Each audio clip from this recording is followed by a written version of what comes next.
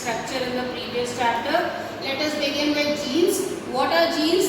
Genes are sequence of nucleotides which encode a particular protein for a particular feature. So there are numerous genes in our body, and the region between the genes, that is about 99% of the DNA that is present in our body, is non-functional, and it varies from person to person, and that is why the genes are used in the case of DNA fingerprinting to identify individuals. Now why do we need new cells? New cells are needed for growth.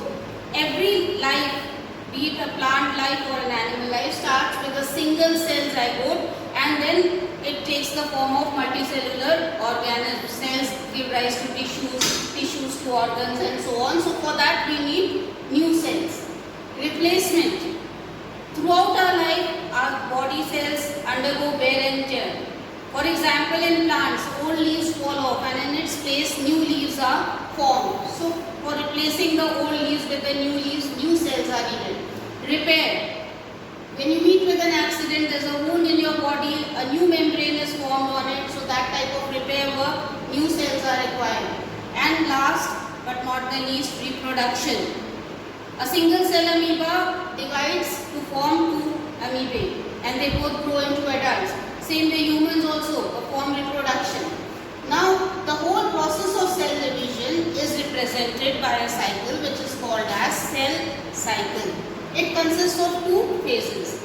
First is the non-dividing phase, which is called as interphase, and the second is the dividing phase, which is called as mitosis. Now in the non-dividing phase, interphase, it is divided into three parts: G1, S and G2. The G1 or the first growth phase, in this phase RNA and protein synthesis takes place, mitochondria is formed and chloroplasts divide.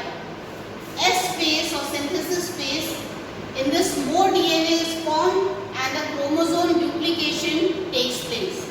G2 or the second growth phase, in this more RNA and protein synthesis takes place. After which comes the dividing phase or the M phase. In this, there are two parts to this: karyokinesis and cytokinesis. Karyokinesis is the division of nucleus and cytokinesis is the division of cytoplasm. Karyokinesis consists of prophase, metaphase, anaphase and telophase, which is followed by cytokinesis. Cytokinesis results in formation of two cells from a single cell, and then after cytokinesis, both the cells, they again undergo the interphase. Forward RNA, and now we start with the cell division. Let us study a little bit about DNA replication. I told you about DNA and chromosome in my previous video. Now DNA, as you know, is a double helical structure. At the time of replication, this helix which is coiled around each other, the two helix which are coiled around each other, they start unwinding from top, and then around them a new helix starts getting formed, again in a coiled loop. So by the time this will keep unwinding through the whole length of this DNA, and at the end you will have two DNA which are identical to one another. You had started with this black one is showing the old DNA and the white is the new helix that has been formed. Now let's come to this is how single DNA replicates into two. Now let us come to the cell division. Cell division can be divided into two types: mitosis and meiosis. The basic difference between mitosis and meiosis is that in mitosis cell division, the number of chromosomes remains constant. It does not change. So it is also called as equational cell division. Whereas in meiosis, the number of chromosomes becomes half. So it is called as reductional cell division. In detail, we will be doing the difference between mitosis and meiosis. Right now, let us proceed with mitosis. Mitosis can further be divided into two types: karyokinesis and cytokinesis. I told you earlier, karyokinesis is division of nucleus and cytokinesis is the division of cytoplasm. Now, karyokinesis is divided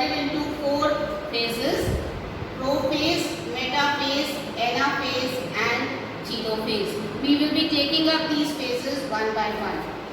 Now let us come to the first phase. I told you before the cell can start dividing, it comes into a resting phase which is called as interphase. In interphase, the chromosomes which are visible under the microscope, they look like long thread-like structures.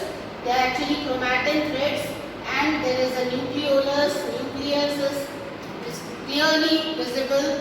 It has a centrosome which contains two centrioles. Cytoplasm is visible. Alright, and in this case there is no change in the chromosome, no visible change in the chromosome, but like I told you, RNA synthesis, DNA synthesis, mitochondria is being formed, a number of activities take place in interphase which are not visible from outside, so it is also called as the resting phase. The first phase of mitosis, it is prophase. Now in prophase what happens, this nuclear membrane, it slowly starts disappearing. That is why we have shown it to you in dotted lines, because if you look at the early prophase, you might get to see clear nuclear membrane. If you look at the very late prophase stage, you might get to see no nuclear membrane at all. It might have completely disappeared. Nucleolus disappears over here. Okay, the chromosomes which were earlier like chromatin threads, now they have become short and condensed. There are two chromatids which are joined to each other through centromere. The centrosome has split into two parts. Now they are called as, and they have reached the opposite poles. They are called as centrioles. And around the centrioles you will find rays. See, these are the rays. They are called as aster rays. Throughout the cell you will find fiber-like structure extending from one centriole to the other. They are called as spindle fibers. So in prophase, maximum changes are taking place. Nuclear membrane disappears, nucleolus disappears, centrosome divides into centrioles, centrioles move to the opposite poles, they get surrounded by aster rays, the spindle fibers are formed, chromatin fibers get condensed to form chromatids. Alright. Now next phase is metaphase. In the prophase itself, the chromosomes start coming towards the center of the cell. The center of the cell is called as the equator, and the sides of the cell it is called as poles. Now metaphase is the phase in which all the chromosomes are clearly arranged at the center of the cell in a plate which is called as metaphase plate, and the centromeres of each chromosome is attached by the spindle fiber. Okay, see, connection is there between the centromere and the spindle fiber. Now next stage is the anaphase. In anaphase, these chromatic fibers, they split into two, and because the centromere was attached with the spindle fiber starts pulling the chromatids, sister chromatids, towards the poles. So they are seen to be pulled towards the two poles. Half of it is going this side, other half is going this side. See, we have started with 4 chromosomes. Ensure that till the end you are sticking to the same number. It should not be 4 here, 6 here, 5 here, and so on. Alright? So 4 has split here into 4 this side and 4 this side, because they are split into 2 over here in the metaphase. End of the metaphase and beginning of anaphase. And now they are being pulled towards the poles by spindle fiber. Next stage is telophase. In telophase, from the sides, the cell membrane starts constricting, coming close to each other. So the constriction of cell membrane can be seen. Nuclear membrane reappears, nucleolus reappears. So these are the changes that the cell actually, you can see 2 nucleus within the same cell. Then comes cytokinesis, that is the division of cytoplasm. Because we have studied over here the animal cell, so this constriction, from here it comes this way and here this way, they meet each other, the constricted portion, and finally the cell divides into 2 daughter cells. The chromatids They again become converted into long thread-like chromatin fibers. Nucleolus is visible, nucleus is clearly distinguished, and the two centrioles, they start acting like centrosome. So this is the cytokinesis, division of cytoplasm.